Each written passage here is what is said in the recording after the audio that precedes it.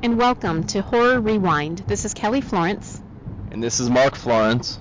And today we're talking about Deliverance. I have never seen this movie, and Mark kept saying, you have to see Deliverance. It's amazing. Yeah, this movie gets a really bad rap just because of the one scene. It's really only known for that one scene. And I hadn't seen it till probably about, 10 years ago or so. And I caught this. I just saw it on TV and I caught the second half. And I think it was after that scene, and I just thought the movie was really well done and interesting. And then a couple weeks later, I think I caught the whole thing, and it was, I just thought it was a really good movie. Well, you're not alone in your view of that, because it is critically acclaimed. It's 93% on Rotten Tomatoes. It had a budget of $2 million, and it made $46 million at the box office. This movie came out in 1972, and it's based on the novel by James Dickey. And he also wrote the screenplay, which I think is pretty cool. It was directed by John Boorman, and it's starring Jon Voight, Burt Reynolds, Ned Beatty, and Ronny Cox. Now, I would say, you were talking about, the two infamous scenes, and I would say the one infamous scene, but I would say that there's two, because the dueling banjos, which has become so overly parodied and associated with sort of, hillbillies and hicks and everything, if you take everything that all of these stereotypes aside about this movie and just come at it fresh, which I did, I cannot believe how amazing it is. Yeah, no, that scene too is really well known, and then it gets kind of tied together because of the movie with the R scene, so I think that's why the dueling banjos might get a bad rap. But yeah, no, it's a very unexpectedly good movie, I thought. So I'm just going to get right to it. Let's say the word rape, because that's what it is, and we can say that on the podcast. And I knew, everybody knows, Deliverance, there's a male rape scene. And what I was thinking as I was watching this is they're subverting our expectations, because a lot of movies will see a woman get raped, and it's shot from the male gaze, and it's shown with maybe for male pleasure sometimes, and you're not necessarily seeing or getting how horrific the act actually is. And they took this scene, and the way they shot it, it's uncomfortable, hopefully, for everybody in the audience, and I thought they did a really good job of showing that, and hopefully making every audience member think about how they view rape and how they view rape on film. Yeah, that was a pretty horrific scene, just how it all played out with the backwoods guys. Kind of felt like they were these city guys who were kind of out on their turf, and they shouldn't really be there. And I think they just wanted to kind of show them, not, this is our turf, don't come out here, this is, bad things happen when you come out here. And they just wanted to, I don't know, it just, still trying to think of all the motives behind that. There's lots of different themes going on in the movie of, urban development versus, more of a rural backwoods lifestyle, I guess. So there's lots of different themes and things colliding there that led to that scene. Yes, I agree. And something I read too is that someone noted, let me cite the article. It's Brian Formo in an article about a year ago said a lot of times he's noticed that men will question that scene, why did they rape him? Why would they do that? Whereas in a lot of movies where a woman is raped, the same question isn't asked. It's just yeah, they raped her, and there's no explanation needed. And yet this movie started to get people to think, okay, wait, we're looking at this in a different way. So I applaud them for that. And Burt Reynolds and John Boorman recently in an interview, R.I.P. Burt Reynolds, I guess, before he passed away, because he passed away, right? Yes, I believe he did, yes.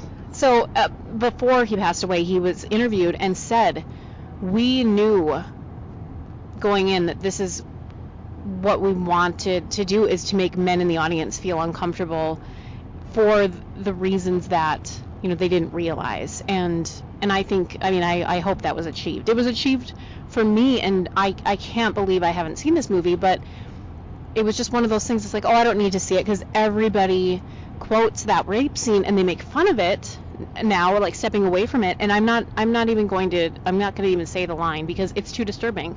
But even the other day we were talking about this movie with someone, and they immediately went to making fun of the scene. So anyway, let's start talking about the beginning of the movie, the plot. Yeah, it's basically about three of them are I think they're from Atlanta, and they're going out to go on a canoeing trip to kind of get in touch with their, I don't know, manliness, or their, I don't know what the right word is, their, I don't know, inner whatever. They're getting back in touch with nature and trying to, be masculine, and it's a great plot, and it reminded me of something that we see every summer where we live. We have the Boundary Waters Canoe Area Wilderness just north of us, and people go on canoe trips out in the wild all the time. You've been on a couple of those. Yeah, you go out with a bunch of dudes, and you cook, you camp, you go fishing, you do all that stuff, kind of live like they used to, and it's pretty good for your soul to kind of cleanse it of all the distractions and just kind of get away from it all and kind of reflect on everything, I guess. Now, women can go on these trips, and women do, but the ones you've been on, you've just gone with dudes. So yes, it's true. Unfortunately for us, we didn't encounter any locals who gave us any trouble, but like 10 years ago in Ely, a bunch of people from Ely did terrorize some campers. Not to this level, but it was close. Like, they were driving around in boats, like yelling at them like that they're gonna like rape their daughter or something like that, and it was pretty bad. And I don't know if they approached them or whatever, but they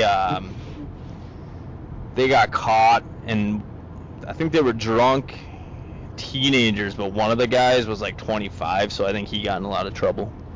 Yeah, don't do that. Don't terrorize campers or boaters or anybody. That's just not cool. These guys, they've established these really different and interesting personalities. They don't all, like you said, know each other really well, so they're kind of getting to know each other. Burt Reynolds' character, he's sort of like this masculine everyman, and he's always got these cut off vests or shirts, and he's got the bow and arrow, and he's sort of a tough guy. He does not have his mustache in this movie, but my goodness, is he ripped. Yeah, this guy is just shredded. His arms look like Hercules, basically, and yeah, he's just rowing his canoe the whole movie, and his arms are just huge. Then there's John Voight's character, which he's sort of our link into the movie. I think he's sort of the foil, and we can identify with him because he's just sort of the most regular guy. There's Ned Beatty's character, who's sort of he's a little bit overweight, he's sort of dorky, and then there's the Drew is the character name, is that correct? And he's maybe the most logical of the four. Yeah, they're all very distinct, different personalities, and they're all kind of urban, I think, but they all come from different places, and it makes for a good, different points of view on how to look at this trip. It sounds like it wasn't their first trip, but another thing is, it seems like Burt Reynolds, I can't remember his name now, planned this trip on this pretty wild river kind of out in the middle of nowhere, with kind of unpredictable. So, I mean, it was way off the beaten path. They had to get these backwoods people like to help them find even where the river was. So they were way out in the middle of nowhere. So another plot point is that they're going on this trip because this electric company, is going to let this dam out, or start a dam, and this town and all of these people, their livelihood, it's going to be flooded because they don't care. They can make more money with the electric company. And so all of these people, their way of life and where they live, it's about to be taken over by, society, in order to help Atlanta get more air conditioning and electricity.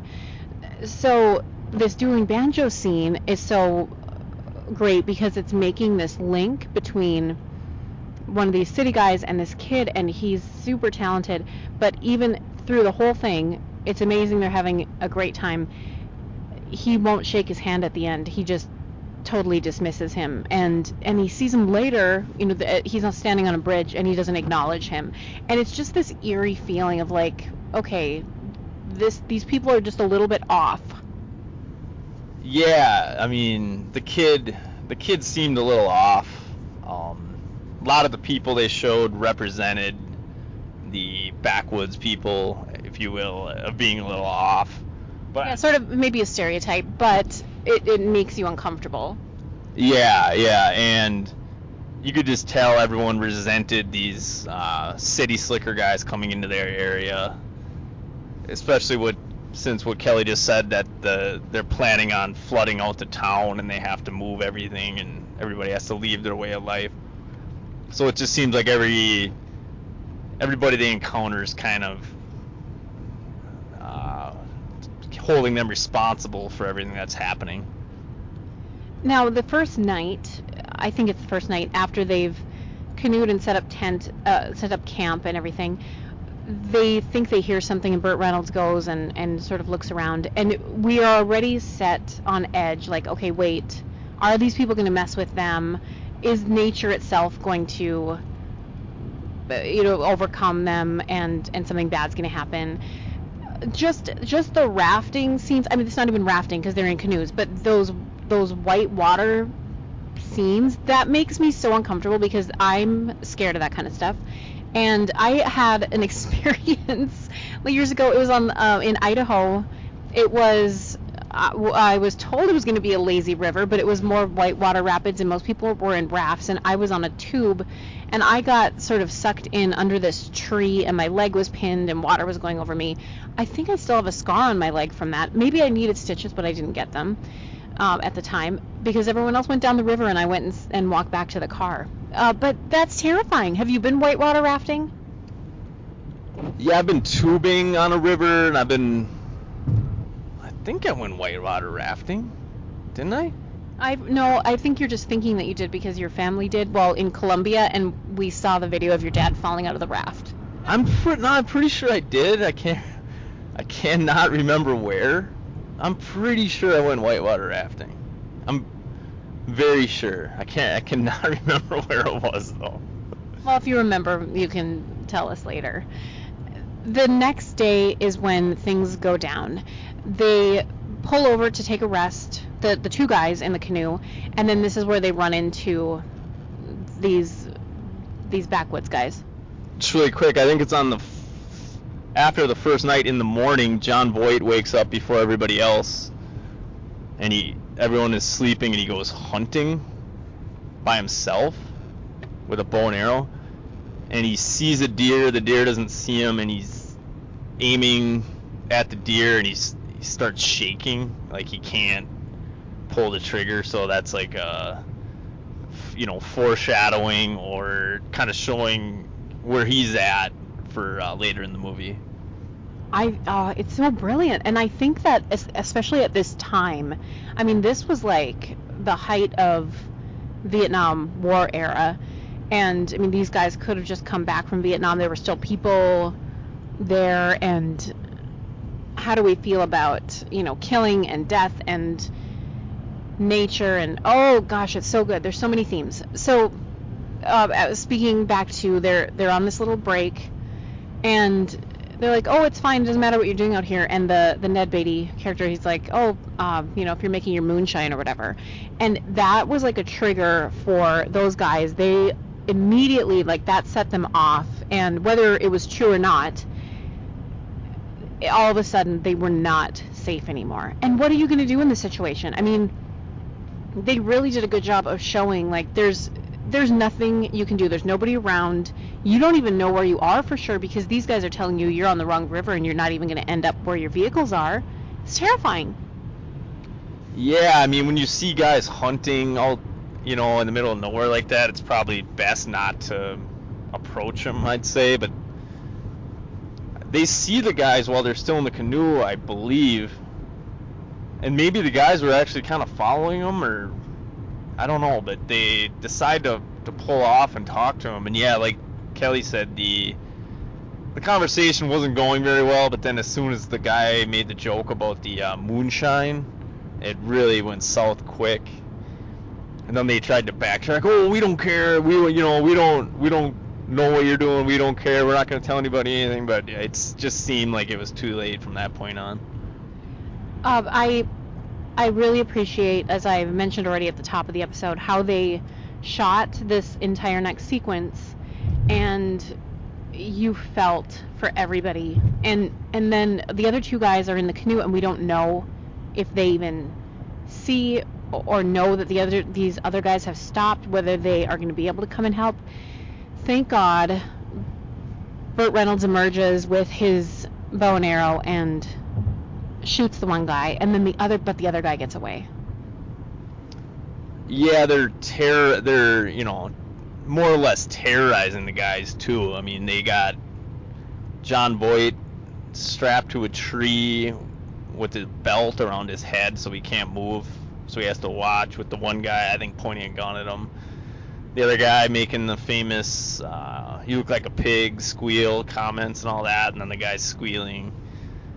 Very uncomfortable. I just thought of this. It reminded me of the Pulp Fiction scene near the end where Zed, I think his name is raping Marcellus Wallace. Very similar helpless feeling where somebody else comes in and saves the day for you. So then now they're stuck with this moral dilemma. And again, I was so surprised because they're putting these men in the position that a lot of women are often in real life or in movies. I mean, maybe not the murder part, but the rape part is, well, I'm embarrassed about this. I don't want to tell anybody. If I tell people, will they even believe me? Like, what are we going to do? And they decide via vote. The one guy doesn't want to, but they decide that they're going to bury the body. And that scene of them carrying the guy's body and digging a very shallow grave with their bare hands and just trying to cover it up, it is visceral. And oh my God, speaking of that scene, I noticed, I mean, before this point, but the scenery is amazing. It is so beautifully shot. The scene where they're all talking about what they should do, trying to convince each other what they think the right thing to do was very interesting scene. You could really put yourself in there and kind of see where you might fit into there. All the different things going on, where you are. If you say you killed this guy, you're dealing with the local sheriff, who's probably the guy's brother or cousin, and all the jury you're going to face is going to be against you from the get-go, so you're probably not going to get a fair shake. I mean, all these different, like, moral dilemma versus, self-preservation, all these things are coming into play, all, just survival, trying to just get out of the situation, knowing the other guy is still out there, not knowing if he went and told somebody or where he is. And then I can't remember whose vote was the last. Was it John Voight? Well, it was up to him because, the other two guys were like, definitely, let's just hide the body. And the one guy said, no, we can't do this. And so, it was up to John Voight. Yeah. So I don't know if they would have tied, what would have happened, but... and then the other guy who thought they should just turn themselves in and tell everyone what happened, just kind of shut down after all this, because he just felt so bad about it. And he just he ended up not wearing a life jacket when they were leaving, and when their canoe tipped, he got swept away and ultimately died. Well, and so prior to just that moment, he seemed sort of disengaged and not there, and then John Boyd's like, oh, something's wrong, we have to, pull over. But they're speculating that he was shot, but they don't show that in the movie. I mean, we don't know, just like they don't know what really happened, but he falls over, gets swept away. All of a sudden, they're all swept away, and one of their canoes is broken. Burt Reynolds breaks his leg. They are hiding out at the bottom of this rock quarry area, and they think that other guy with the gun is the one who shot their friend, and he's out to get them too. And so now they're trapped, and they can't move anywhere until they make sure that they're safe. So John Boyd climbs this rock wall to wait to kill the other guy. And I was reading that they made this movie so cheaply because they didn't get insurance on any of the actors, and everyone performed their own stunts. Wow, yeah. I mean, it was definitely them in the canoes the whole time. They were pretty good at canoeing. Another telling thing right when they got in the canoes is that I think two of the guys really didn't know anything about what they were doing. Like, one guy was facing the wrong way, or I don't know, just doing something wrong. But yeah, no, they did a great job shooting all the different, whitewater scenes. And, the actors did, and you could tell a lot of the time it wasn't really planned. Like, the guys would hit a rock or do something. So, yeah, no, the scenery was very, very good. One funny piece of technology we noticed is it's supposed to be nighttime in this one scene, or dusk or something, and they just did something to the film to make it look darker, but it looked kind of fake and cheesy. But I know, I kind of wish that maybe somebody has digitally restored that scene to make it look better than what we watched. But yeah, I mean, that was a little distracting, but oh god, this movie's so good. So then he sees that guy up there at the top of the rock. I was just gonna say, it's interesting because Burt Reynolds was kind of their masculine, like, alpha male leader guy who was, made them all feel safe, and they kind of went to him as a leader. But then when he broke his leg, he was pretty much just in a coma, useless, kind of crying. So that's when John Boyd really had to step up for his own survival and for the survival of the rest of the group. So they knew they were sitting ducks down there in this gorge, I think it's called. And they were just kind of in this little, sort of like a cave, but they knew the guy was up there somewhere. So they knew the only way to get out of the situation was to get rid of the guy. So that's why John Boyd had to climb this steep cliff face. Did he do his own stunt there too? He must. Yes, he did. I specifically read about that scene. Isn't that nuts? Yeah, that was a crazy free climb. I mean, Beth, if you're listening, climb more like John Boyd, and less like you did out in Leadville, Colorado. Boy, throwing Beth under the bus again. So the most uncomfortable part about this entire end sequence is we don't even know if that was the guy for sure. John Boyd does end up killing him. He ends up falling on his own arrow, and so he's injured now. And then he sends the body down, and they weight it down with rocks to drown it. But oh my god, technology and like sweeping the river and everything. I mean, they know that this dam's going to come in, and it's going to be impossible to find these bodies eventually, but it makes me so nervous. Yeah, and John Boyd once again has the guy in his sights with the bow and arrow. Starts shaking, real bad. Can't pull the trigger again, just like with the deer. Then the guy sees him, and they both kind of shoot at the same time. And can't remember where Voight hit the guy, but yeah, because the guy got up after he got hit with the arrow. He was right up to John Voight. I can't remember if John shot him again, but he was just about to shoot him and he died. And I think the gun went off again, but he missed. So that was a pretty intense scene, I thought.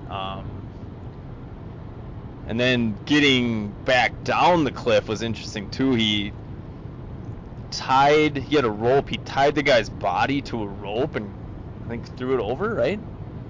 And then he used the guy's weight basically to keep the line taut to climb down. But I think right before he got to the bottom, they kept showing the top was rubbing up against the rock and the rope was breaking. So I think ultimately the rope broke, and John Voight and the guy they killed came tumbling down. So I was reading about filming the next sequence. So they drown the guy. They're heading out, and they are gonna just, they're getting their story straight and everything. Burt Reynolds at this point, he is just laying in the canoe, with his broken leg, and the other two guys are paddling. And so apparently the first time they shot this one sequence, they said it was too dangerous for Burt Reynolds to actually lay in the canoe because they didn't know if they were gonna get too much water in or topple over. So they put a dummy in there, and and so they shot it, and then Burt Reynolds is like, I don't want it to look like a dummy in a canoe, so let's shoot it again, and I'm gonna go in there. So they did. And after they shot the scene, he said, well, to the director, how does it look? And he said, it looks like a dummy in a canoe. A dummy? A dumb person? No. Yeah, I think so. I think that's what he meant, but that's hilarious. Yeah, no, I didn't know that, and I didn't notice a dummy in the canoe, so I don't know which version they used. I'm assuming they used the one where he was actually in there. Yeah, I think they did, but it's just funny. I'm glad they kept it real. If you could have told at all that it was a dummy, it would have possibly taken a little bit away. But no, it was a good choice by Burt Reynolds. They end up back at Humanity, and they have to get their story straight. There's this really nice scene of they've got their clean clothes and they go down for dinner, and John Voight, and there's just all these old people. It reminded us of our grandparents, and then John Voight just sort of breaks down and starts crying, and it made me feel like I had a lump in my throat too, and just imagining what a performance by everyone, but John Voight in particular, I was blown away. Yeah, no, great performances all around. Lots of different emotions the guys had to show, lots of different situations they're in. And you could always, I think the best thing about the movie is you could always kind of feel yourself in the situation, mainly through the John Voight character. And, they had to deal with who's going to tell this guy's wife that he died, and they're like, I didn't really know the guy very well. And John Voight's like, yeah, I'll do it. So I don't know, just lots of different situations you could see yourself in and never want to be in, I guess. There was also a nice sequence when Burt Reynolds was in the hospital and he was feigning that he was passed out, but he winked at John Voight, and they were like, we had to change the story, and thankfully, he heard them and went along with it because of, where they said their friend drowned versus where they ended up finding the canoe, and all the things about being upriver and all these little things. And you don't even know up until the last moment, it was still, if they really are going to get away with it, and you're nervous for them. And then the nightmare sequence of him imagining this hand emerging from the water, so great.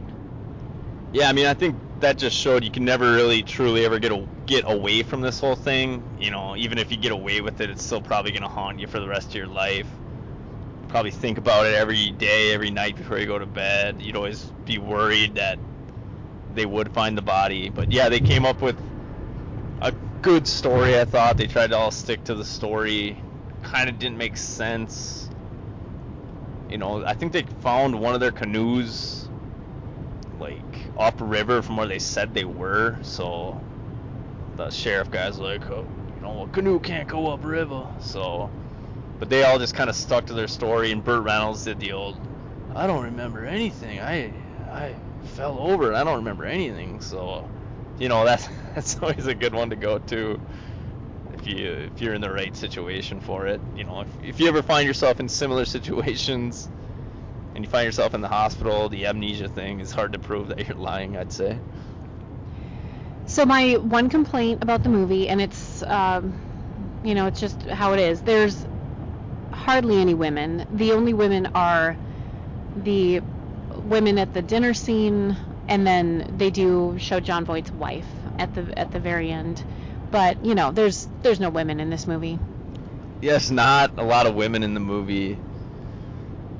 Like I sometimes say, there wasn't that many characters in the movie either. There wasn't. There was like 4, and then there was 2 hillbilly characters. No, I know, and I realize too, like, for the plot, I mean, it's supposed to be men, and it's supposed to be exploring, this dynamic and this idea through their experience of it. So I appreciate it. I'm not going to fault it for that, believe me. Wait, you have one thing to say. I was going to say, a lot like the Blair Witch movie, there's not a lot of, like, actual violence. It's more the idea of being out in the woods, you're lost, you don't know where you are, and there's somebody possibly stalking you, or, it's a lot of suspensefulness, suspense and anticipation. There's not that much actual, violence or horror in this movie, I'd say.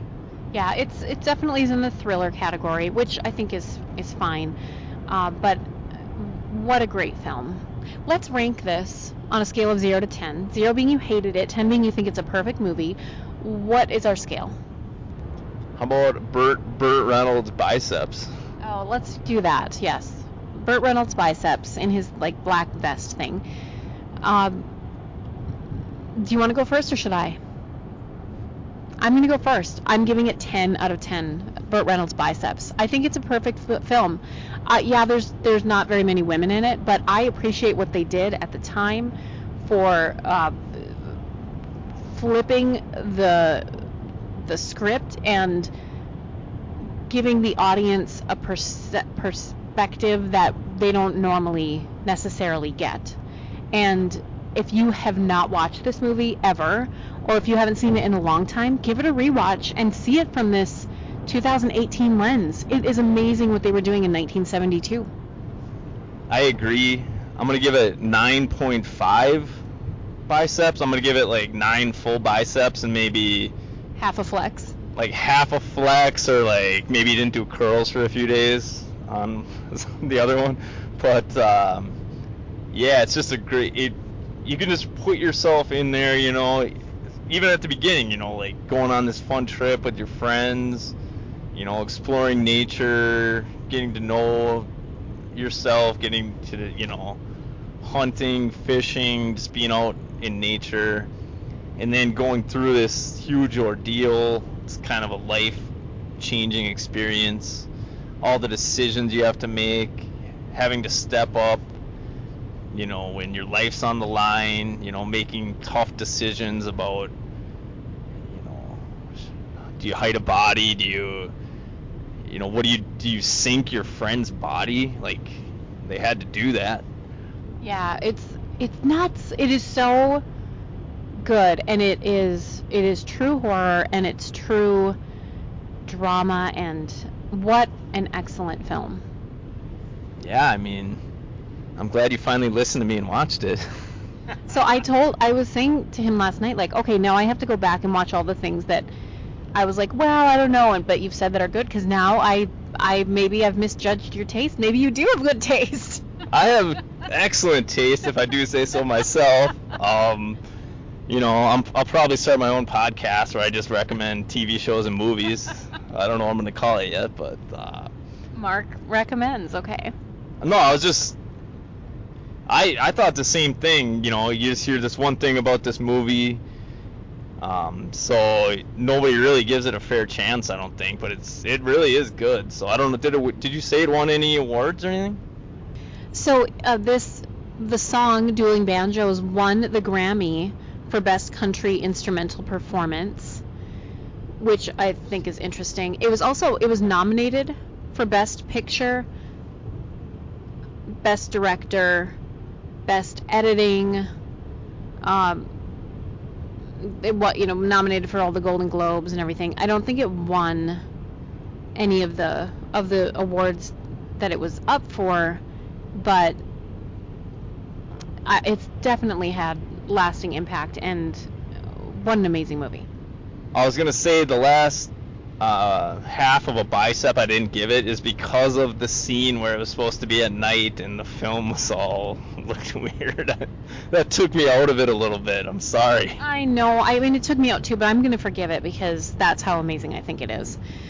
I want somebody to, I don't even know if it's possible to digitally fix that up so it actually looks like night, or just rewrite the scene so it's not at night. I don't know. I see though why they couldn't actually film at night, because they were doing their own stunts. Yeah, I mean, if you're on top of a cliff at night, that's dangerous, especially if you got John Voight out there. I mean, if he would have fallen off the cliff, Angelina Jolie might not be here, right? Yeah, I think she was born after that point. Or maybe this was right around the time she was born. I don't know. It doesn't matter. But just think about how dangerous it is, even for stunt people, to do stunts in movies. And in the past several years, we've heard a lot of stunt people have passed away on the set of films. And for the actors to actually be doing this themselves, holy crap, they would never allow that nowadays. Well, then again, Tom Cruise does everything, right? Tom Cruise hangs off airplanes. He rides motorcycles through burning ships. I mean, the stunts in this movie weren't super crazy, but it is still pretty cool that they all did them themselves. Especially the Bobby guy, who didn't seem to be in the best of shape in the world. Back to Tom Cruise. I know this is another thing that people dismiss a lot, is Tom Cruise, and I'm I've been over him for a while too, but that latest Mission Impossible movie is really solid, a really solid action movie, so we would recommend that. And I was reluctant to go see it, but man, that was good. Man, that's another one I think I recommended. I could just tell it was going to be good, so you're welcome. So speaking of that, a lot of times I'll recommend something and you won't want to watch it until you hear it on another podcast that it was good. So to be fair, you don't always believe my taste either. Yeah, I tend to go to the Power Trip Morning Show for my hot takes on film and TV.